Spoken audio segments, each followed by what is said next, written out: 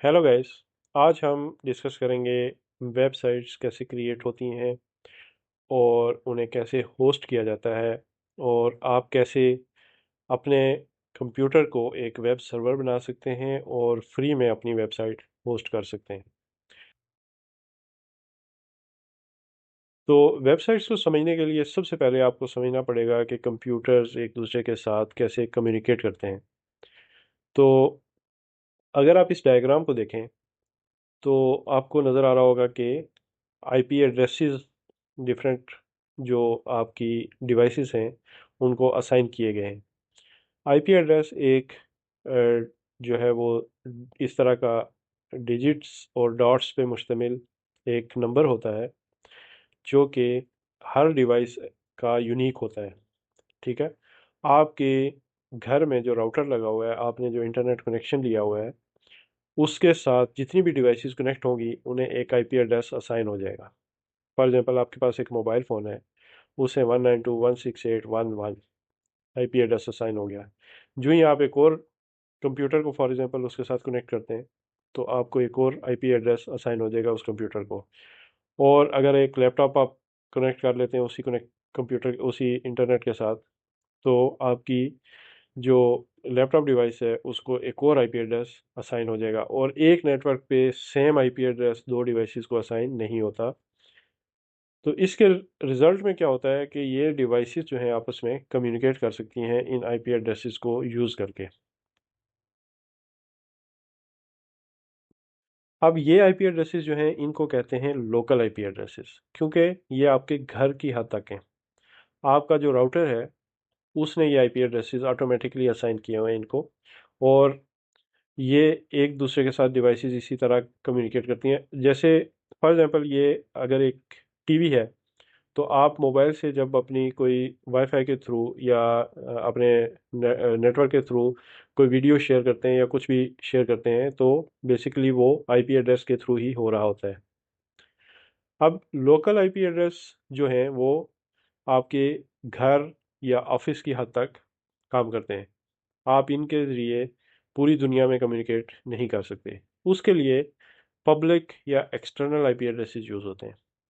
और पब्लिक की आईपी या एक्सटर्नल आईपी एड्रेस जो होते हैं वो इस तरह से होते हैं। और ये आईपी एड्रेस आपको तब असाइन होता है जब आप इंटरनेट के थ्रू बाहर की दुनिया से कनेक्ट होते हैं। अब दोनों तरह के आईपी एड्रेस आपको आपके राउटर के थ्रू असाइन होते हैं। राउटर आपके तमाम डिवाइसेस को लोकल आईपी एड्रेसेस असाइन करता है, लेकिन राउटर को आपका इंटरनेट प्रोवाइडर जो होता है, जो भी कंपनी जिससे आपने इंटरनेट लिया हुआ है, वो जो आईपी एड्रेस असाइन करेगा वो पब्लिक आईपी एड्रेस होगा। आपके पास अगर राउटर है और आपका राउटर आपकी सारी डिवाइसेस के साथ कनेक्टेड है, लेकिन आपके पास इंटरनेट सर्विस नहीं है, यानी आप एक राउटर परचेज कर लेते हैं, आप अपनी सारी डिवाइसेस उसके साथ कनेक्ट कर लेते हैं, लेकिन आप इंटरनेट सर्विस प्रोवाइडर से इंटरनेट सर्विस नहीं लेते। आपके पास आप इंटरनेट के साथ कनेक्टेड नहीं है, आप गूगल की वेबसाइट नहीं ओपन कर सकते या कोई भी एक्सटर्नल वेबसाइट ओपन नहीं कर सकते, जिसका मतलब है आपके पास इंटरनेट एक्सेस नहीं है। तो भी आपकी सारी डिवाइसेस को internal IP addresses, private IP addresses assign होंगे और आपकी सारी डिवाइसेस उस राउटर के थ्रू एक दूसरे के साथ कम्युनिकेट कर सकेंगी। सिर्फ आपके पास एक्सटर्नल आईपी एड्रेस नहीं होगा और ना ही आप किसी जो एक्सटर्नल कंप्यूटर है, किसी एक्सटर्नल सर्वर या किसी वेबसाइट के साथ ना तो आप कनेक्ट हो सकेंगे, ना कोई एक्सटर्नल डिवाइस आपके साथ कम्युनिकेट कर सकेगी। अब लोकल आईपी एड्रेस जो है उसे आप कमांड प्रॉम्प्ट में जाके देख सकते हैं। फॉर एग्जांपल हम कमांड प्रॉम्प्ट में जाते हैं और यहाँ पे हम लिखते हैं आई पी कॉन्फ़िग। तो ये हमारे कंप्यूटर का लोकल आईपी एड्रेस है। ठीक है। आपने देखा होगा ये 192 से शुरू हो रहा है। नॉर्मली आपके जो लोकल आईपी एड्रेसेस हैं वो 192 से शुरू होते हैं। अगर आपकी बड़ी ऑर्गेनाइजेशन है, आप किसी कंपनी में काम करते हैं या किसी ऑफिस में काम करते हैं, तो वहाँ पे नॉर्मली प्रैक्टिस आपने देखी होगी, वहाँ पे 10 से भी शुरू होते हैं, 10 डॉट 1 डॉट फलां, इस तरह से। तो ये आप पे डिपेंड करता है कि आपने किस तरह का सिस्टम लगाया हुआ है और आप किस तरह के आईपी एड्रेसेस अपने लोकल कंप्यूटर्स को प्रोवाइड कर रहे हैं। That is entirely up to you. ये आपके कंट्रोल में होता है। ठीक है। अब जो पब्लिक आईपी एड्रेस है वो आपकी इंटरनेट कंपनी प्रोवाइड करती है आपको। अब इसमें भी डिफरेंट किस्में होती हैं। मसलन अगर आप एक घरेलू सारिफ हैं, अगर आप आपने किसी कंपनी से अपने पर्सनल यूज़ के लिए इंटरनेट लिया हुआ है, तो मोस्ट प्रोबेबली वो जो आईपी एड्रेस होगा वो वेरिएबल होगा, वो चेंज हो रहा होगा। एवरी टाइम आप डिसकनेक्ट करके कनेक्ट करेंगे तो आईपी एड्रेस आपका चेंज हो चुका होगा। लेकिन अगर आपने कमर्शियल बेसिस पे आईपी एड्रेस लिया हुआ है तो वो फिक्स्ड होगा। आप किसी कमर्शियल ऑर्गेनाइजेशन का पार्ट हैं, किसी आपकी कोई, इवन आपकी कोई छोटी शॉप या आपका जो कोई फर्म वगैरह भी है, तो अगर आपने कमर्शियल अपना जो इंटरनेट कनेक्शन लिया हुआ है तो आप स्टैटिक आईपी एड्रेस लेंगे। स्टैटिक आईपी एड्रेस का फ़ायदा ये है कि आपका आईपी एड्रेस हमेशा सेम रहेगा। और सेम आईपी एड्रेस रहने का फ़ायदा ये है कि आप वो आईपी एड्रेस, उस आईपी एड्रेस के थ्रू पूरी दुनिया से कहीं से भी अपनी डिवाइसेस के साथ कनेक्ट कर सकते हैं। तो बेसिकली ये आईपी एड्रेस यूज़ करके आप इस मोबाइल को, इस कंप्यूटर को, इस लैपटॉप को एक्सेस कर सकते हैं। वो सारा डिपेंड करता है कि आपने एक्सेस अलाउ की हुई है या नहीं की हुई। और आप इसी आईपी एड्रेस को अगर आप पब्लिकली शेयर कर दें और एक्सेस दे दें सारों को, तो सारी दुनिया में मौजूद लोग जो हैं वो आपकी डिवाइसेस के साथ कम्युनिकेट कर सकेंगे। तो बेसिकली आपको कम्युनिकेशन के लिए आईपी एड्रेसेस का होना ज़रूरी है। ठीक है। लेकिन आपने अक्सर देखा होगा कि हम किसी सर्वर के साथ जब कम्युनिकेट करते हैं तो हम वेबसाइट का एड्रेस यूज़ करते हैं। तो बेसिकली ये जो एड्रेस होता है ये सिर्फ मास्क होता है एक। ये आईपी एड्रेस के साथ सिंपली मैप हुआ हुआ है। यानी कि इस एड्रेस को किसी लिस्ट में लिखा गया है और उस लिस्ट में इस आईपी एड्रेस, इस वेबसाइट एड्रेस के सामने एक आईपी एड्रेस दिया गया है इसी तरह का। और जब कोई ये एड्रेस अपने ब्राउज़र में लिखता है तो बेसिकली उस वेबसाइट का आईपी एड्रेस जो है वो हिट होता है और फिर वो वेबसाइट आपके पास ओपन हो जाती है। तो बेसिकली काम सिर्फ ये आईपी एड्रेस ही कर रहा होता है। ये सिर्फ एक जो है वो ह्यूमन फॉर्म में, ताकि आपको एक जो है वो कोई वेबसाइट का नाम आप मीनिंगफुल फॉर्म में आप नाम लिख लें, बजाय इसके कि अगर आपकी फॉर एग्जांपल माइक्रोसॉफ्ट कंपनी का ये आईपी एड्रेस होता तो आपको याद रखना पड़ता। कंपनी के नाम याद होने के बावजूद आप 82.129.80.11 और इमेजिन करें कि गूगल के भी आईपी एड्रेस होते, इमेज या इसी तरह जो है आपके डिफरेंट बैंक्स वगैरह के सबके अपने आईपी एड्रेस होते और वेबसाइट एड्रेसेस ना होते, तो आप हर एक का आईपी एड्रेस याद करते फिरते और आपने आईपी एड्रेसेस नोट करके रखे होते जैसे आप फ़ोन नंबर नोट करके रखते हैं। तो बेसिकली एक्चुअली काम आईपी एड्रेस कर रहा होता है। वेबसाइट का जो एड्रेस है वो सिर्फ एक मास्क होता है आपकी ह्यूमन रीडेबिलिटी के लिए और मेमोरी के लिए। अब ये तो आप सीएमडी के थ्रू देख सकते हैं कि आईपी एड्रेस, आपका लोकल आईपी एड्रेस क्या है। तो ये कैसे पता चलेगा आपको? ये देखना बहुत सिंपल है। आप अपनी जो वेबसाइट, जो आपकी सॉरी इंटरनेट सर्विस प्रोवाइडर है, आपको उस उन्होंने एक अकाउंट दिया होता है, आप वहाँ पे भी जाके देख सकते हैं। अदरवाइज आप थर्ड पार्टी टूल्स भी यूज़ कर सकते हैं। तो आप अगर ब्राउज़र ओपन करें और वहाँ पे लिख दें माई आईपी एड्रेस, तो आपको डिफरेंट वेबसाइट्स ओपन हो जाएंगी जो what is my IP address, ठीक है, how to find my IP address. तो सिंपली किसी पे भी आप क्लिक कर दें तो वो आपको बता देगी कि आपका आईपी एड्रेस क्या है। तो ये हमारा आईपी एड्रेस आ गया। ठीक है। और ये आईपी एड्रेस के साथ आपको लोकेशन भी बता देता है कि आपकी लोकेशन क्या है। ठीक है। तो बेसिकली इस तरह से आप अपना जो पब्लिक आईपी एड्रेस है उसे भी तलाश कर सकते हैं। अच्छा, पब्लिक आईपी एड्रेस आपका डायनेमिक हो या स्टैटिक हो, इससे फ़र्क नहीं पड़ता। आप किसी भी पब्लिक आईपी एड्रेस को यूज़ करते हुए अपनी वेबसाइट लॉन्च कर सकते हैं।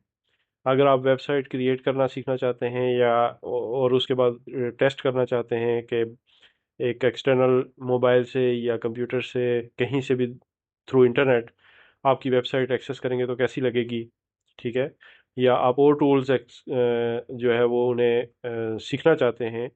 आपका अगर कमर्शियल बेसिस पे बिजनेस नहीं है और आप सर्वर प्रोवाइड परचेज नहीं करना चाहते, आप एक्सपेंसेस नहीं करना चाहते ये वाले, तो आपको स्टैटिक आईपी एड्रेस की ज़रूरत नहीं है। आप डायनेमिक आईपी एड्रेस भी यूज़ कर सकते हैं, और सिर्फ ये होगा ये कि स्टैटिक आईपी एड्रेस ऑर्गेनाइजेशंस के लिए या शॉप्स वगैरह के लिए इसलिए होता है कि वो फिक्स्ड रहे और वो किसी भी जगह से उसे for the purpose of business access कर सकें। अब आपने कोई ट्रांजैक्शन करनी है या आपने कोई और अपने सर्वर पे काम करना है, तो उस टाइम आप ये तो नहीं करेंगे कि आप पहले देखना शुरू करें कि मेरा इस वक्त आईपी एड्रेस क्या है। लेकिन आप सीखने के लिए, एजुकेशन के लिए, प्रैक्टिस के लिए डायनेमिक आईपी एड्रेस यूज़ कर सकते हैं। तो इससे फ़र्क नहीं पड़ता कि आईपी एड्रेस आपका डायनेमिक है या स्टैटिक है। हाँ, अगर आपका जो सर्विस प्रोवाइडर है और आपका जो राउटर है वो आपकी पोर्ट को फॉरवर्ड करने की ऑप्शन नहीं देता, तो फिर आप एक्सटर्नल आईपी एड्रेस यूज़ नहीं कर सकेंगे। फिर आप एक्सटर्नल कंप्यूटर्स या डिवाइसेस के ज़रिए अपनी जो लोकल डिवाइसेस हैं उन्हें एक्सेस नहीं कर सकेंगे, उनके साथ कम्युनिकेट नहीं कर सकेंगे। तो बेसिकली जो आपको चीज़ रिक्वायर्ड है वो पोर्ट फॉरवर्डिंग है। हम उसे भी देखेंगे कि पोर्ट फॉरवर्डिंग कैसे होती है। पोर्ट फॉरवर्डिंग सबसे पहले तो आपकी जो सर्विस प्रोवाइडर है, जो भी कंपनी है जिससे आपने इंटरनेट लिया हुआ है, वो आपको अलाउ करती है कि आप पोर्ट फॉरवर्ड कर सकते हैं या नहीं कर सकते, ठीक है। तो उसके बाद आपकी जो राउटर है, नॉर्मली 99% राउटर जो हैं इस वक्त जो भी आप जनरली परचेज करके घर में यूज़ करते हैं वो आईपी जो पोर्ट फॉरवर्ड है, पोर्ट फॉरवर्डिंग की ऑप्शन है वो प्रोवाइड करते हैं। लेकिन बाज़ औक़ात बैड लक हो जाती है और आपके पास कोई ऐसी डिवाइस आ जाती है जिसमें वो फीचर अवेलेबल नहीं होती। तो अगर आप डिवाइस लेने वाले हैं और अगर आप इवन इंटरनेट कनेक्शन भी लेने वाले हैं, तो इंश्योर करें कि आप जो डिवाइस ले रहे हैं उसमें पोर्ट फॉरवर्डिंग की ऑप्शन हो और आप जिस कंपनी से इंटरनेट कनेक्शन ले रहे हैं वो पोर्ट फॉरवर्डिंग अलाउ करती हो। अच्छा, ये तो था आईपी एड्रेसेस के बारे में। होपफुली आप अंडरस्टैंड कर चुके होंगे अभी तक। आपको आईपी एड्रेस चाहिए और एक आपको पोर्ट चाहिए एक्सटर्नल एक्सेस के लिए। लेकिन अगर आप वेबसाइट एड्रेस यूज़ करना चाहते हैं तो उसके लिए आपको सर्विस परचेज करनी पड़ेगी। There is no other way. तो ये फॉर एग्जांपल गोडैडी की वेबसाइट है, ये आपको डोमेन्स प्रोवाइड करते हैं। आप डोमेन रजिस्टर करते हैं, उसके लिए आपको पेमेंट करनी पड़ती है, और उसके अलावा डोमेन आप डोमेन के लिए आपको मंथली या एनुअल पेमेंट भी करनी पड़ती है। बेसिकली एक रेंटल टाइप होता है ये। तो आपको एक एड्रेस मिल जाता है, जब तक आपके नाम पे रजिस्टर्ड है, जब तक आप पेमेंट करते रहेंगे वो आपका होगा। जब आप पेमेंट नहीं करेंगे तो वो ख़त्म हो जाएगा, एक्सपायर हो जाएगा और मे बी किसी और को मिल जाए, ठीक है। फिर उस वेबसाइट उस डोमेन के ज़रिए आपका जो वेबसाइट है वो एक्सेसिबल नहीं होगी। अच्छा, कुछ वेबसाइट्स प्रोवाइडर्स जो होते हैं वो आपको सर्विस के साथ ही डोमेन भी फ्री में प्रोवाइड कर देते हैं, जैसे कि होस्टिंगर है। तो इसमें यहाँ पे मेंशन्ड होगा समवेयर के साथ में फ्री डोमेन है, ठीक है, फ्री कस्टम डोमेन, ठीक है। इसी तरह आपकी वेबसाइट पे डिपेंड करता है किस तरह की आप वेबसाइट क्रिएट करना चाहते हैं, उसके हिसाब से ही आप सर्वर भी परचेज करते हैं। अगर आप डॉट नेट के ऊपर वेबसाइट्स डिज़ाइन करना चाहते हैं तो आपको विंडोज़ सर्वर चाहिए होगा। अगर आप पीएचपी के ऊपर वेबसाइट डिज़ाइन करना चाहते हैं तो मोस्ट प्रोबेबली आपको लिनक्स सर्वर चाहिए होगा। लिनक्स सर्वर ज़्यादा चीपर होते हैं, ज़्यादा सेफ़र, ज़्यादा जो उनमें फ़ीचर्स होती हैं वो ज़्यादा होती हैं। डॉट नेट सर्वर्स जो हैं वो उनका अप टाइम कम होता है, वो ज़्यादा एक्सपेंसिव होते हैं, लेकिन उनमें माइक्रोसॉफ्ट की जो एप्लीकेशंस हैं वो रन हो जाती हैं, क्योंकि डॉट नेट सपोर्टेड होते हैं वो। ज़्यादा पॉपुलर अलबत्ता पीएचपी सर्वर्स हैं। तो इसी तरह ये प्राइसेस दी हुई हैं, आप इस इन प्राइसेस के हिसाब से आप जो भी आपको सूट करे आप वो सर्विस परचेज कर सकते हैं। अच्छा, डॉट नेट और पीएचपी के अलावा जो ऑप्शन होती है आपके पास वो ये होती है कि आपको स्पेस कितनी चाहिए, और इसके अलावा आपको ईमेल्स वगैरह कितनी चाहिए। सम जो कुछ चीपर जो आपकी सर्विसेज होती हैं वो आपको 100 ईमेल्स या इस तरह के ऑप्शन देती हैं, कुछ अनलिमिटेड देती हैं, कुछ स्पेस के ऊपर डिपेंड कर देती हैं कि आपके पास अगर आपको फिक्स 10 GB की स्पेस दी जाती है, उसमें आप जितनी मर्जी ईमेल्स बना लें, जितनी मर्जी आप जो वेबसाइट्स है वो लॉन्च कर लें। अच्छा, सब डोमेन्स भी होते हैं। सब डोमेन्स आप खुद क्रिएट करते हैं, जैसे कि hostinger.com है, तो एक और एड्रेस अगर बना दिया जाए web services.hostinger.com, और फिर एक और बना दिया जाए domains.hostinger.com। ठीक है, तो ये वाले जो सब डोमेन्स हैं ये आप खुद क्रिएट कर सकते हैं। और आपकी सर्विस प्रोवाइडर जो होता है, जो जिसने आपको वेब सर्विस प्रोवाइड की है, वो बेसिकली आपको अलाउ करता है कि आप एक दो या पाँच या 10 या अनलिमिटेड सब डोमेन्स क्रिएट कर सकें। तो सब डोमेन्स काफ़ी इंपॉर्टेंट होते हैं। आपकी अगर एक से ज़्यादा टाइप के बिजनेसेस हैं तो हर बिजनेस की आप डिफरेंट इंडिपेंडेंट वेबसाइट क्रिएट कर सकते हैं। आप अगर डिफरेंट सर्विसेज प्रोवाइड करते हैं तो आप उन सर्विसेज के नाम से जो है डिफरेंट सब डोमेन्स क्रिएट कर सकते हैं। आपको एक ही डोमेन परचेज करना पड़ेगा, लेकिन आप आगे कई एक जो एड्रेसेस हैं वो बना सकते हैं। तो इन सारी चीज़ों को मद्देनज़र रखते हुए आप सर्विस परचेज करते हैं। ये इंटरनेट सर्विसेज से डिफरेंट है। यानी अगर सर्विस प्रोवाइडर का हम नाम लें तो internet service provider is different, और जिससे आप वेब सर्विस परचेज करेंगे वो डिफरेंट है। तो आप उसी कंपनी से भी परचेज कर सकते हैं जिस कंपनी से आपने इंटरनेट परचेज किया हुआ है, लेकिन ज़रूरी नहीं है, आप किसी भी कंपनी से परचेज कर सकते हैं। अच्छा, इसके बाद दूसरी ऑप्शन आपके पास वही है कि आप किसी से सर्विस प्रोवाइड ना करें, बल्कि अगर आपके पास एक कंप्यूटर है तो आप उसी कंप्यूटर को सर्वर में कन्वर्ट कर दें, और उसके ऊपर आप वेबसाइट लॉन्च करें। तो क्या आप ऐसा कर सकते हैं? आप बिल्कुल ऐसा कर सकते हैं। और उसके बाद आपके पास क्या फीचर्स होंगी? सबसे पहले तो क्योंकि आपने खुद सर्वर बनाया है तो आपके पास डोमेन नहीं होगा। आल दो कि आप डोमेन भी परचेज करके उस आईपी एड्रेस के साथ, अगर आपकी स्टैटिक है आईपी एड्रेस ये वाला, तो आप इस आईपी एड्रेस को उसके साथ लिंक कर सकते हैं। आपको सिर्फ डोमेन के पैसे पे करने होंगे।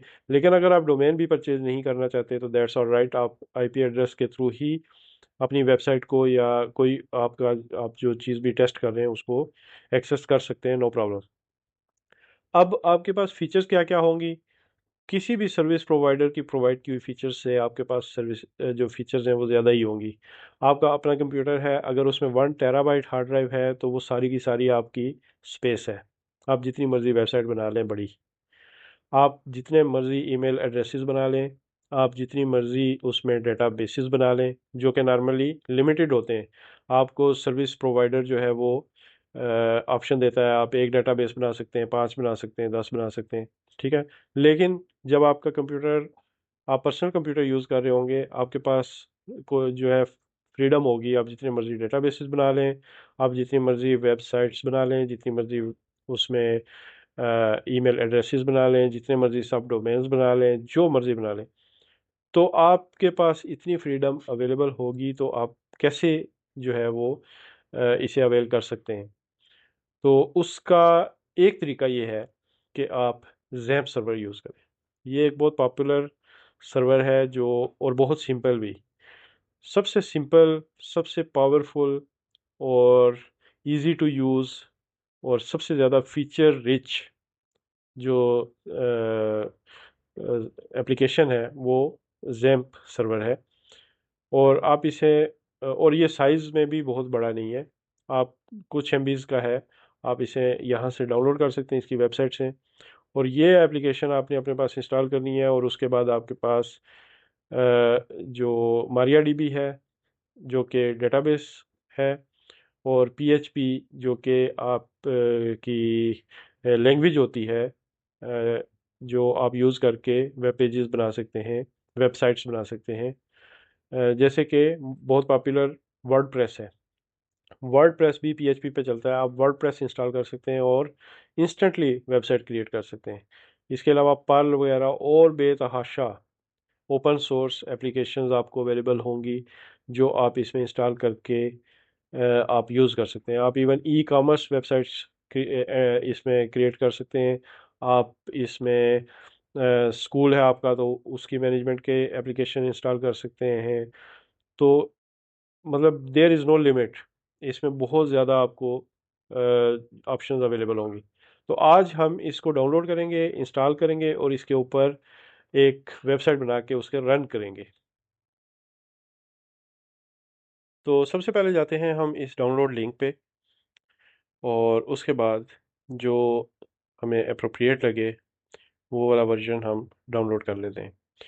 तो हम करते हैं 8.2.12, और हमारी विंडोज़ जो है वो 64 बिट है, इसलिए हम 64 बिट ही डाउनलोड करेंगे।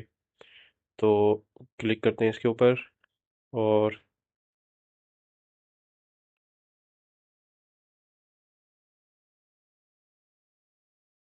ओके, अगर ऑटोमेटिकली स्टार्ट नहीं होती डाउनलोडिंग तो आप इस लिंक पे क्लिक करें, तब स्टार्ट हो जाएगी। अब ये 150 MB की फ़ाइल सिंपली डाउनलोड होगी। उसके बाद हम इसको एग्जीक्यूट करेंगे और जैम सर्वर इंस्टॉल करेंगे। हमारी डाउनलोड अब कंप्लीट हो चुकी है। हम सिंपली इस पे क्लिक करेंगे और हमारी इंस्टॉलेशन स्टार्ट हो जाएगी। तो अब ये इंस्टॉलर स्टार्ट हो रहा है, और हम जो रैम्प की जो एप्लीकेशन है ये रूट डायरेक्टरी में इंस्टॉल करेंगे, यानी कि सी प्रोग्राम फाइल्स में इंस्टॉल नहीं करेंगे, बल्कि सिंपली सी में इंस्टॉल करेंगे। तो हम इसको ओके प्रेस करते हैं, और उसके बाद यहाँ से हम फीचर्स चेक और अनचेक कर सकते हैं। उसके बाद नेक्स्ट क्लिक करेंगे, और इसमें ऑलरेडी सी ड्राइव की रूट डायरेक्टरी सिलेक्ट हुई हुई है। हम इसको इसी तरह रहने देंगे और नेक्स्ट क्लिक कर देंगे। फिर लैंग्वेज चूज़ करेंगे, नेक्स्ट क्लिक करेंगे, फिर नेक्स्ट क्लिक करेंगे, और अब इंस्टॉलेशन स्टार्ट हो चुकी है।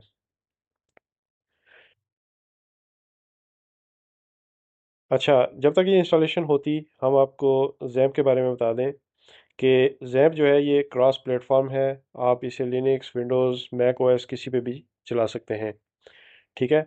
ये मोस्टली लोकल सर्वर एनवायरनमेंट के लिए आपको फीचर्स प्रोवाइड करता है। बहुत ज़्यादा पॉपुलर है, बहुत ज़्यादा यूज़ होता है, और ये अपाची सर्वर यूज़ करता है, जो कि बहुत ही पॉपुलर वेब सर्विसेज प्रोवाइड करने वाला सॉफ्टवेयर है। इसके अलावा ये डेटाबेस के लिए एक और बहुत popular open source software use करता है, जिसे मारिया डीबी या माई एसक्यूएल कहते हैं। ठीक है। माई एसक्यूएल मारिया डीबी जो है वो रिलेशनल डेटाबेस मैनेजमेंट सिस्टम है। इसमें आप डेटाबेसेस बना सकते हैं।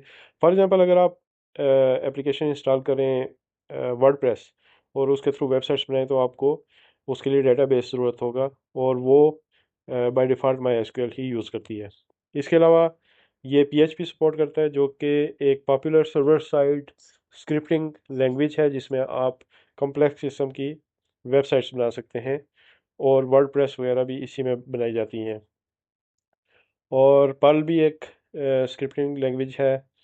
और जैम्प सर्वर जो है ये अपाची फ्रेंड्स नाम के ग्रुप ने बनाया था। ये ओपन सोर्स है, फ्री ऑफ कॉस्ट है। आप इसे जिस तरह चाहें, जैसे चाहें इंस्टॉल और यूज़ कर सकते हैं। ओके, अब हमारी इंस्टॉलेशन जो है वो कंप्लीट हो गई है, और अगर ये चेक्ड रहेगा तो जब हम फिनिश का बटन दबाएंगे तो कंट्रोल पैनल ऑटोमेटिकली ओपन हो जाएगा। कंट्रोल पैनल वो एप्लीकेशन है जिसके थ्रू हम जो इंटायर जैम्प सर्वर है उसे कंट्रोल करते हैं, उसे कॉन्फ़िगर करते हैं, उसे स्टार्ट और स्टॉप करते हैं। तो चलें क्लिक करते हैं फिनिश पे और देखते हैं क्या होता है। और ये है हमारा जैम्प सर्वर का कंट्रोल पैनल। अच्छा, जैम्प या इस तरह की जितनी भी एप्लीकेशंस हैं, जो स्पेशली जो सर्वर्स होते हैं, इनके लिए रिकमेंडेड ये होता है कि आप इनको एज एन एडमिनिस्ट्रेटर ओपन करें। तो हम इस तरह करेंगे कि हम इसको क्लोज़ करते हैं और फिर हम स्टार्ट मेन्यू में जाएंगे और वहाँ से इसको एज एन एडमिनिस्ट्रेटर ओपन करेंगे। तो आप जब भी जैम सर्वर ओपन करें तो कोशिश करें कि इसको एज एन एडमिनिस्ट्रेटर ही ओपन करें। और इस तरह आप जब भी ओपन करें तो इसमें ये देखें कि यहाँ पे एरर्स वगैरह नहीं होने चाहिए। नॉर्मली ये एरर नहीं होते, लेकिन क्योंकि मैं इस तरह की और एप्लीकेशंस यूज़ कर रहा हूँ, इसलिए यहाँ पे एरर्स आ सकते हैं ड्यू टू कॉन्फ्लिक्ट। तो आपके पास होपफुली ये एरर नहीं आएंगे अगर आप कोई और एप्लीकेशन इस तरह की यूज़ नहीं करते जो पोर्ट्स यूज़ करती हो। तो अब फॉर एग्जांपल ये कह रहा है कि पोर्ट 8080 जो है वो इन प्रोसेस है, किसी और प्रोसेस के यूज़ में है। लेकिन पोर्ट 8080 हमें फ़िलहाल ज़रूरत नहीं है, क्योंकि हमने दो सर्वर्स यूज़ करने हैं, एक अपाची और दूसरा माई एसक्यूएल। और अपाची सर्वर पोर्ट 80 पे यूज़ होता है, माई एसक्यूएल जो है वो 3306 पे यूज़ होता है। आप कॉन्फ़िगरेशन में जाके ये कंफर्म भी कर सकते हैं। फॉर एग्जांपल ये अपाची की कॉन्फ़िगरेशन है, हम अगर इसमें पोर्ट देखें तो ये this service is listening two port 80। ठीक है, हम यहाँ पे चेंज भी कर सकते हैं। अगर हम पोर्ट 80 किसी और एप्लीकेशन के लिए यूज़ कर रहे हैं और उसी के लिए यूज़ करना चाहते हैं, तो हम पोर्ट 80 को चेंज करके कोई और पोर्ट यूज़ कर सकते हैं अपने पास, और फिर उसी पोर्ट को हम फॉरवर्ड कर देंगे। तो वही पोर्ट यूज़ होगी अपाची सर्वर को एक्सेस करने के लिए। करंटली पोर्ट 80 ही यूज़ हो रही है हमारे सर्वर को एक्सेस करने के लिए। और पोर्ट 80 का फ़ायदा ये है कि जितनी भी वेबसाइट्स या आईपी एड्रेसेस आपकी जो वेब पेजेस होते हैं उन्हें एक्सेस करते हैं, वो पोर्ट 80 ही यूज़ करते हैं। 80 मेंशन करने की ज़रूरत नहीं होती। 80 के अलावा जितनी भी पोर्ट्स होंगी, आपको जब उन पोर्ट्स को यूज़ करेंगे तो आईपी एड्रेस के साथ आपको इस तरह दो डॉट्स डाल के पोर्ट मेंशन करनी होगी। लेकिन 80 आपको मेंशन करने की ज़रूरत नहीं है। आप सिंपली अपना आईपी एड्रेस लिखेंगे और एंटर प्रेस करेंगे, आपका ब्राउज़र जो है वो अज्यूम करेगा कि पोर्ट 80 ही आप ओपन करना चाह रहे हैं। तो अपाची सर्वर पोर्ट 80 को एक्सेस करेगा। और इसके अलावा आप अगर माई एसक्यूएल के कॉन्फ़िगरेशन में जाएं, तो माई एसक्यूएल की कॉन्फ़िगरेशन में पोर्ट 3306 है, जो कि इसका मतलब है कि माई एसक्यूएल सर्वर पोर्ट 3306 के थ्रू एक्सेस होगा। अब हम इन्हें कॉन्फ़िगरेशन को क्लोज़ कर लेते हैं और अपाची सर्वर को स्टार्ट करते हैं। अब ये अपाची सर्वर हमारा स्टार्ट हो चुका है और ये देखें पोर्ट 80 यूज़ कर रहा है। इसी तरह माई एसक्यूएल सर्वर है, हम इसे भी स्टार्ट करते हैं और ये पोर्ट 3306 यूज़ कर रहा है। और ये एडमिन के दो बटन हैं, इनके ज़रिए हम इन सर्वर्स को ओपन करके देख सकते हैं। तो अगर हम अपाची सर्वर को ओपन करें तो ये हमारा अपाची सर्वर ओपन हो गया है। और ये एक टेम्प्रेरी पेज है जो अपाची सर्वर में बना हुआ है। ठीक है, आप इसको रिप्लेस कर देंगे अपनी वेबसाइट से। ठीक, इसके अलावा आप इसके एडमिन पे क्लिक करेंगे तो ये माई एसक्यूएल एडमिन ओपन कर देगा। यहाँ पे आप डेटाबेसेस बना सकते हैं और उन डेटाबेसेस में टेबल्स वगैरह बना सकते हैं। और वट एवर जो भी आप जिस पर्पज़ के लिए भी आपको डेटाबेस सर्विस चाहिए, आप वो यूज़ कर सकते हैं। अब आपकी ये दोनों पेजेस अगर ओपन हो रहे हैं और प्रॉपरली ऑपरेट कर रहे हैं, तो इसका मतलब है आपकी कॉन्फ़िगरेशन और सेटअप कंप्लीट हो चुका है और आपको अब कुछ और करने की फ़िलहाल ज़रूरत नहीं है। आप सिंपली अपनी वेबसाइट क्रिएट कर सकते हैं और उसे रन करके देख सकते हैं। अच्छा, आपके जो डायरेक्टरी है जहाँ पे जो आपकी वेब पेजेस हैं या वेबसाइट्स हैं वो स्टोर होती हैं, वो ये वाली है। ठीक है, ये आपका जैम सर्वर है, आपने सी ड्राइव में इंस्टॉल किया था, वो यहाँ पे अवेलेबल है। और इसमें आपके पास एच टी डॉक्स ये फ़ोल्डर है, जिसमें आप एक या एक से ज़्यादा जितनी चाहें आप वेबसाइट्स या वेब पेजेस स्टोर कर सकते हैं। तो ये जो index dot P H P है करंटली, जब आप अपने सर्वर को एक्सेस करते हैं तो ये ओपन होता है ऑटोमेटिकली, और इस वक्त भी यही ओपन हुआ है यहाँ पे। तो अगर आप सिंपली लोकल होस्ट लिखें तो ऑटोमेटिकली यही डैशबोर्ड ओपन हो जाता है, जो कि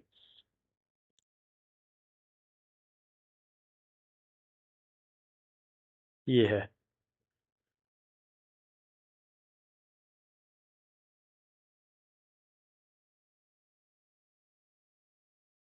अगर हम इसको नोटपैड प्लस प्लस में ओपन करें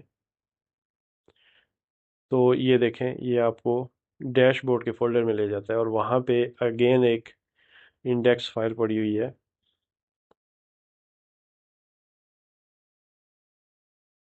index.html, जो ओपन हो जाती है। अब अगर आप अपना पेज इसमें क्रिएट करना चाहते हैं तो अगर तो आप सिंपल पेज क्रिएट करना चाह रहे हैं तो आप इस सारे को सिंपली या तो डिलीट कर दें या फिर आप फॉर द टाइम बीइंग इसे एक न्यू फोल्डर बना के,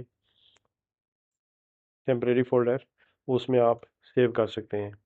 अब आप जब ये पेज लोकल होस्ट ओपन करने की कोशिश करेंगे तो आपके पास ये ड्राइव ओपन हो जाएगी, ठीक है, क्योंकि आप वहाँ पे कोई इंडेक्स या होम की कोई फाइल नहीं पड़ी हुई, ठीक है।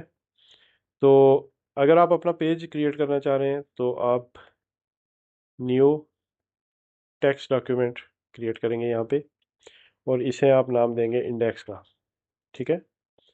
फिर आप इसे किसी भी नोटपैड में ओपन करेंगे और इसे आप करेंगे HTML। फिर आप करेंगे हेड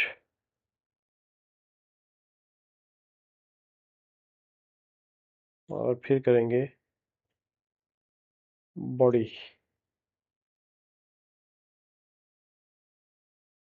ठीक है। तो ये बेसिक HTML पेज का आपका स्ट्रक्चर बन गया है। अब आप फॉर एग्जांपल यहाँ पे H1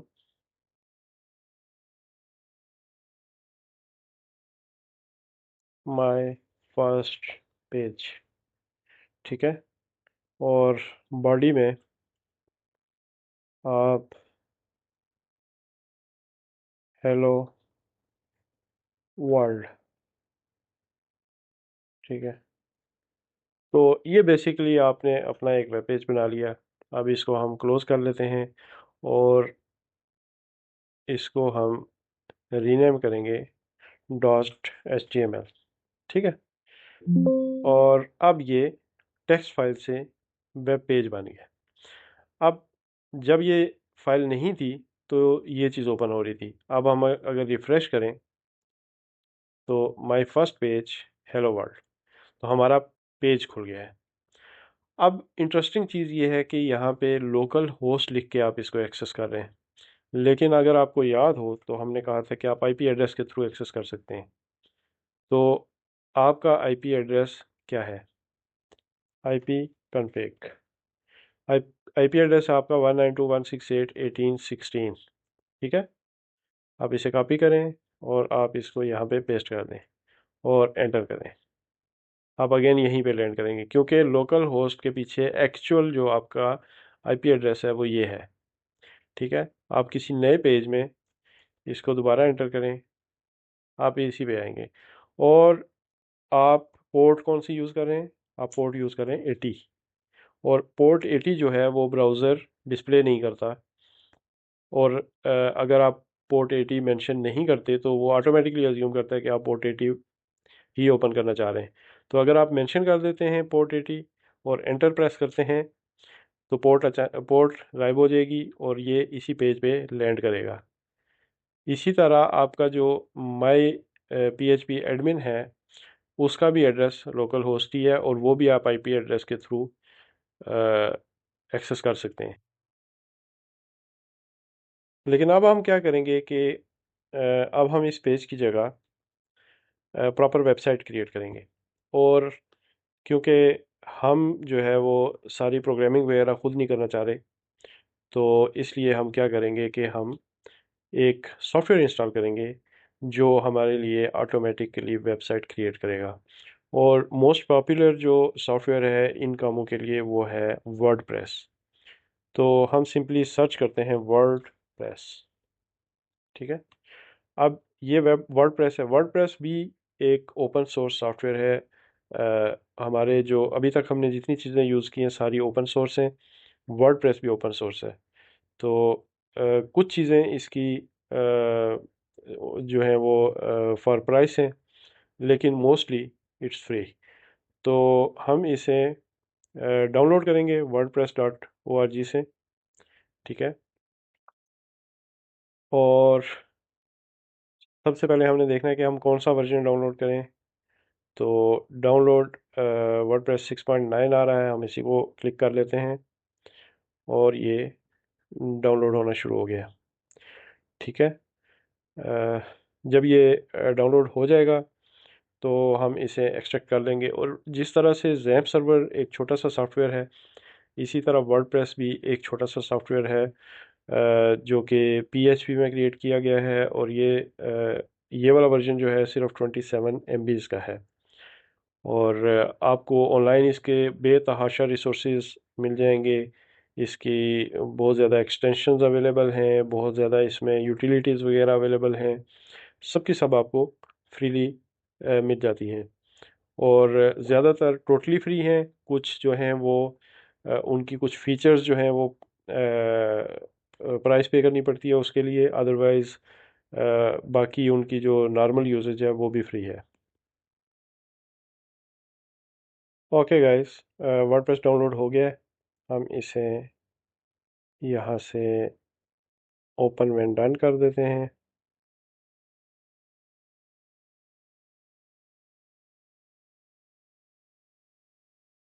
और इसके बाद हम इसे फाइल एक्सप्लोरर में ओपन कर लेते हैं। और ये हमारी सारी जो है ना वेबसाइट है।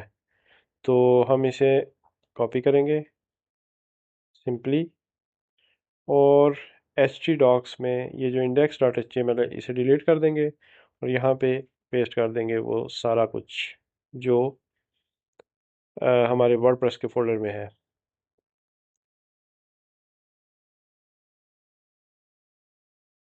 And that is it. ये हमारा सारा प्रोसेस था वर्डप्रेस को इंस्टॉल करने का। अब हम अपनी जो लोकल होस्ट है उसके वेब पेज को दोबारा रिफ़्रेश करेंगे। तो हमने सिर्फ एंटर करना है यहाँ पे, और अब हमारे पास हमारे अपने पेज की जगह क्या आ रहा है, वर्डप्रेस, विच मीन्स कि वर्डप्रेस प्रॉपरली कॉपी हो चुका है। अब ये हमसे ये बेसिकली सेटअप चलेगा जिसमें ये हमसे डिफरेंट चीज़ें पूछेगा। अब ये लैंग्वेज का पूछ रहा है, हम इंग्लिश यूज़ करते हैं और उसके बाद कंटिन्यू क्लिक कर देते हैं। उसके बाद ये हमसे database name, database user name, database password वगैरह ये सारी चीज़ें पूछेगा। और उससे क्या होगा कि जो वर्डप्रेस है ये बेसिकली डेटाबेस के अंदर अपनी सारी इंफॉर्मेशन स्टोर करता है। ठीक है। तो ये डेटाबेस जो है माई एसक्यूएल के अंदर यानी कि यहाँ पे क्रिएट होगा। तो अभी आप अगर नज़र रखें तो ये वाले टेबल्स और डेटाबेसेस यहाँ पे अवेलेबल हैं। ठीक है। तो जब हम इसे लेट्स गो क्लिक करेंगे उसके बाद ये हमसे डेटाबेस का नाम पूछ रहा है, यहाँ पे यूज़र नेम पूछ रहा है, पासवर्ड पूछ रहा है। ठीक है। और डेटाबेस होस्ट पूछ रहा है, लोकल होस्ट, क्योंकि ये लोकल होस्ट पे इंस्टॉल्ड है सर्वर जो माई एसक्यूएल सर्वर है। तो हमने यहाँ पे वही चीज़ देनी है जहाँ पे हमारा डेटाबेस अवेलेबल है। ठीक है। तो इसके अलावा जब आप कोई सर्विस परचेज करते हैं किसी कंपनी से और वहाँ पे आप ये वर्डप्रेस इंस्टॉल कर रहे होते हैं, तो वहाँ पे मोस्टली ये ऑटोमेटिकली इंस्टॉल होता है, वहाँ पे ये डेटाबेस भी खुद क्रिएट करता है। लेकिन क्योंकि यहाँ पे ये हमसे पूछ रहा है डेटाबेस का नाम और उसका यूज़र आईडी पासवर्ड वगैरह, तो इसमें ये कह रहा है कि below you should enter your database connection details और वगैरह वगैरह। तो बेसिकली हमें पहले डेटाबेस क्रिएट करना पड़ेगा। तो लोकल होस्ट पे जाते हैं हम, यहाँ पे हम एक डेटाबेस क्रिएट करते हैं, न्यू पे क्लिक करेंगे सिंपली, और हम इधर वर्डप्रेस ही एंटर कर देते हैं। ठीक है। और सिंपली क्रिएट कर देते हैं। तो ये बेसिकली एक वर्डप्रेस नाम का डेटाबेस क्रिएट हो गया यहाँ पे। तो अब हम क्या करेंगे, यहाँ पे वापस आएंगे और इसको यहाँ पेस्ट कर देंगे। अच्छा, अब आती है यूज़र नेम की बारी। यूज़र नेम हमारा क्या है? तो अगर हम मेन पेज पे जाएं तो यहाँ पे ये यूज़र लिखा हुआ है जो कि है रूट। तो अब इसका पासवर्ड क्या होगा? तो अगर हम कंट्रोल पैनल पे जाएं और अगर हम कॉन्फ़िगरेशन में जाएं PHP माई एडमिन की, तो यहाँ पे यूज़र नेम रूट लिखा हुआ है और इसके आगे पासवर्ड ब्लैंक है। तो इसका मतलब है पासवर्ड सेट नहीं हुआ हुआ। और हम यहाँ पे यूज़र अकाउंट्स में से जाके पासवर्ड चेंज भी कर सकते हैं, क्रिएट करना हो अगर हमने पासवर्ड। तो फिलहाल हम जिस तरह है उसी तरह रहने देते हैं और हम वापस आते हैं यहाँ पे और यूज़र नेम देते हैं इसको रूट, रूट, और पासवर्ड छोड़ देते हैं। और उसके बाद हमने जो डेटाबेस क्रिएट किया था वर्डप्रेस, हम यहाँ पे वो हमने ऑलरेडी एंटर किया हुआ है। बाकी सिर्फ हमने सबमिट का बटन क्लिक करना है और इस तरह से अ, हमें जो है वो एक्सेस मिल गई है डेटाबेस के साथ। अब PHP जो वर्डप्रेस है वो हमारे जो MySQL सर्वर है उसके साथ कनेक्टेड है सक्सेसफुली। हमने रन दी इंस्टॉलेशन को क्लिक करना है और इसके बाद इंस्टॉलेशन शुरू हो जाएगी। अभी हमसे साइट का टाइटल पूछेगा तो हम माय वर्डप्रेस साइट एंटर कर देते हैं। User name my user name कर देते हैं और पासवर्ड माय पासवर्ड कर देते हैं जो कि वेरी वीक है। आई डोंट नो एक्सेप्ट करेगा या नहीं करेगा। ठीक है, कंफर्म पासवर्ड। और ईमेल की जगह कुछ करने की ज़रूरत नहीं है, install WordPress. Okay, email address. तो हम ईमेल एड्रेस यूज़ करते हैं वर्चुअल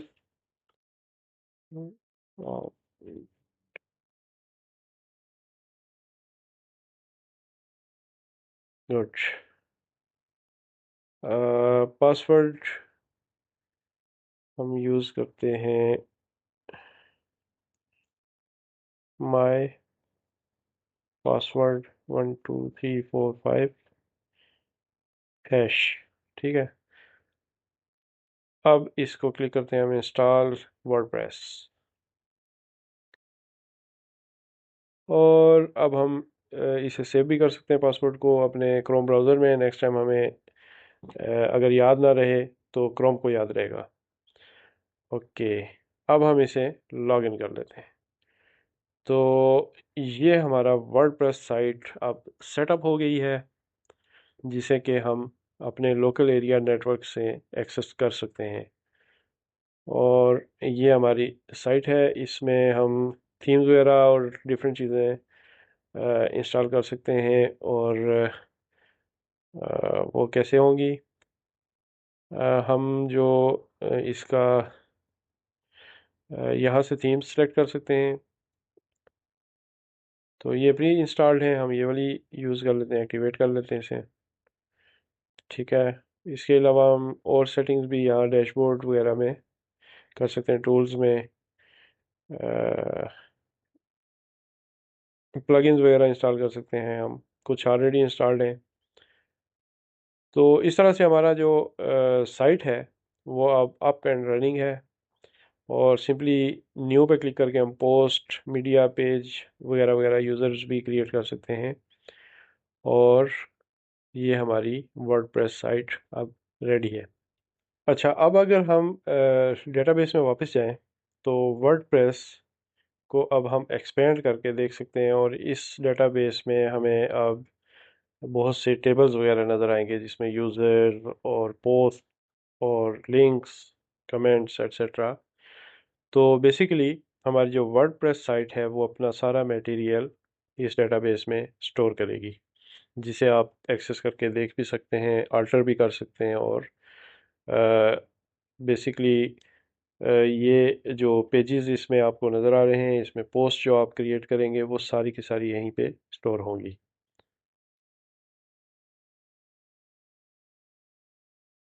अच्छा, अब हमने वेबसाइट भी बना ली, उस वेबसाइट को हमने अपनी जो लोकल आईपी एड्रेस है उससे एक्सेस भी कर लिया। ठीक है। तो अब हम बेसिकली इस वेबसाइट को इंटरनेट से एक्सेस करना चाहेंगे और देखेंगे कि ये इंटरनेट से एक्सेस होती है या नहीं। तो जैसा कि ऑलरेडी हमने बताया था कि इंटरनेट से वेबसाइट को एक्सेस करने के लिए आपको पोर्ट ओपन करनी होती है सबसे पहले। तो सबसे पहले आप अपने लोकल जो नेटवर्क है या आपका इवन जो आपका कंप्यूटर है उसके अंदर उस पोस्ट पोर्ट को ओपन करते हैं। तो उसका तरीकाकार ये है कि आप यूज़ करते हैं फायरवॉल। आपका जो जो भी फायरवॉल की एप्लीकेशन है उसमें आप उस पोर्ट को अलाउ करते हैं। तो हम सिंपली यहाँ पे जाएंगे और इसमें हम एडवांस सेटिंग्स में जाएंगे और इसमें देखेंगे कि पोर्ट 80 जो है वो ओपन है या नहीं है। तो यहाँ पे बेसिकली हमें पोर्ट 80 नज़र आ नहीं रही। तो हम क्या करेंगे कि न्यू रूल क्रिएट करेंगे और इसमें हम पोर्ट एंटर करेंगे और नेक्स्ट क्लिक करेंगे। फिर हम टीसीपी सिलेक्ट करेंगे और स्पेसिफिक लोकल पोर्ट सिलेक्ट करेंगे और एंटर करेंगे 80। ठीक है, एग्जांपल के तौर पे यहाँ पे ये मेंशन भी है 8443, ये जनरली यूज्ड पोर्ट्स होती हैं। इसके बाद हम नेक्स्ट क्लिक करेंगे और अलाउ कर देंगे इसे और फिर नेक्स्ट क्लिक करेंगे और इन सब को चेक करके फिर नेक्स्ट क्लिक करके हम इसका नाम 80 रखते हैं ताकि इसे लुकअप करना आसान हो। तो इसके बाद हम फिनिश कर देंगे इसे। एहतियातन हम आउटबाउंड में भी इसे अलाउ कर देते हैं।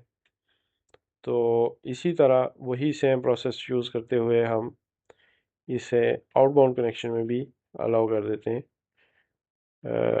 इस तरह से। ठीक है, और फिनिश। तो अब बेसिकली ये पोर्ट जो है ये एक्सेसिबल है हमारे इस सर्वर की हद तक, जो जो कि हमने अपने पर्सनल कंप्यूटर को यूज़ करते हुए सर्वर बनाया है। तो ये अब कंप्यूटर पोर्ट 80 को एक्सेप्ट करेगा बाहर से।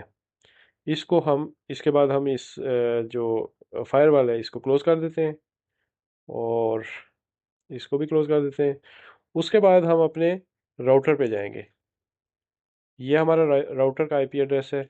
हम इसे एक्सेस करते हैं और इसके बाद हम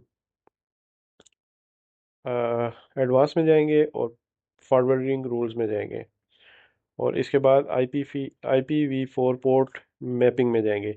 अब राउटर टू राउटर चीज़ें वेरी करती हैं, लेकिन आपने बेसिकली फिगर आउट करना है कि पोर्ट फॉरवर्डिंग कहाँ पे होती है। आपने उस सेटिंग्स में जाना है और वहाँ पे आपने नई पोर्ट ओपन करनी है। तो बेसिकली 8080 ऑलरेडी ओपन है और किसी एप्लीकेशन में ये यूज़ हो रही है। तो हम क्या करेंगे कि हमें पोर्ट 80 चाहिए इस वक्त। तो हम मैपिंग नेम 80 ही रखते हैं और उसके बाद इंटरनल होस्ट, इसमें हमने आईपी एड्रेस वो वाला यूज़ करना है जो हमारे सर्वर का आईपी एड्रेस है और बेसिकली वो है दिस वन। तो इसको हम कॉपी करेंगे और यहाँ पे पेस्ट कर देंगे। इसको ऐड पे क्लिक करेंगे और पोर्ट 8080 सेलेक्ट कर लेंगे और फिर हम अप्लाई का बटन दबा देंगे। ठीक है, तो ये हमने बेसिकली पोर्ट 80 जो है वो फॉरवर्ड कर दी है। अब अगर हम अ, आपको याद होगा कि व्हाट इज़ माई आईपी नाम की डिफरेंट सर्विसेज अवेलेबल हैं जिनसे हम अपनी एक्सटर्नल आईपी एड्रेस लोकेट कर सकते हैं। तो हम उन्हें यूज़ करते हुए देखते हैं कि हमारी आईपी एड्रेस क्या है। ये हमारा आईपी एड्रेस है, हम इसे कॉपी कर लेते हैं। ये हमारा जो है वो एक्सटर्नल आईपी एड्रेस है। तो इसके ज़रिए हम कहीं से भी दुनिया में कहीं से भी इस वेबसाइट को एक्सेस कर सकते हैं। तो हम ये एंटर करते हैं और एंटर दबाते हैं। दैट्स इट, हमारी वेबसाइट अब दुनिया में किसी भी जगह से एक्सेसिबल है।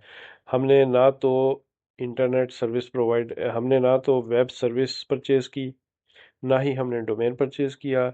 हमने कोई एक्सपेंसेस नहीं किए, हमने कोई डेटाबेसेस नहीं परचेज़ किए, और ना ही हमने कोई सॉफ्टवेयर एप्लीकेशन परचेज़ की है। हमने सारे ओपन सोर्स एप्लीकेशन यूज़ की।